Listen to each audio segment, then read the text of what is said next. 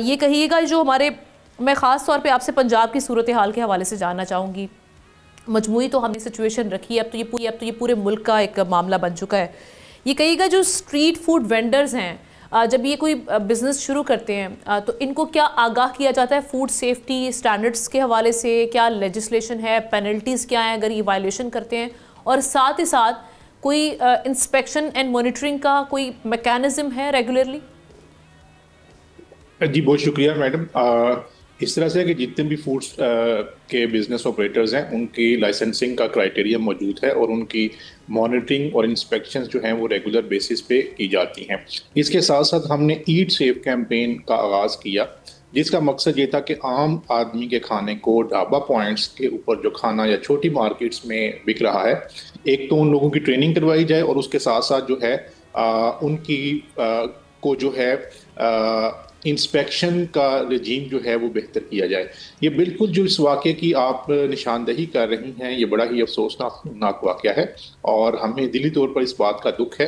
लेकिन तो क्या ये नेग्लिजेंस थी कि अगर आप कह रहे हैं कि ये तमाम चीज़ें की जाती हैं उसके बावजूद ऐसे वाक़यात हमारे सामने आ जाते हैं, आप क्या समझते हैं?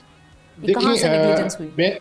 मैं अर्ज करता हूँ कि नेग्लिजेंस मैं इस वजह से नहीं कह सकता कि पिछले पूरे साल में हमने तकरीबन 12,35,000 के करीब इंस्पेक्शंस की पूरे पंजाब में। 1344 मुकदमात जो है मिलावट माफिया के खिलाफ हमने दर्ज कराए। 1344 इज अ ह्यूज नंबर।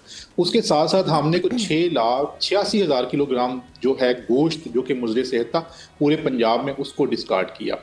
होता क्या है कि बाज़ औक़ात हमारी जो इंस्पेक्शन की कैपेसिटी है उसके मुताबिक ऐसा होता है कि 2 माह के बाद या तकरीबन 3 माह के बाद एक बिजनेस की इंस्पेक्शन होती है।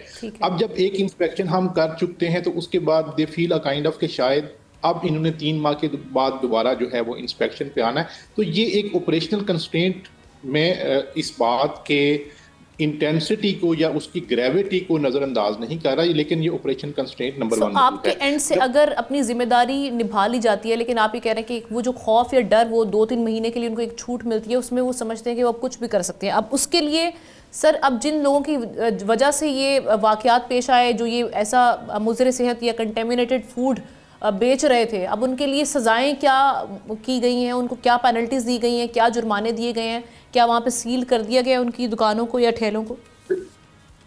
जी इनिशियली तो हमने उनकी दुकानों को सील भी कर दिया और उसके अलावा जो है उनके ऊपर FIR भी करवा दी है।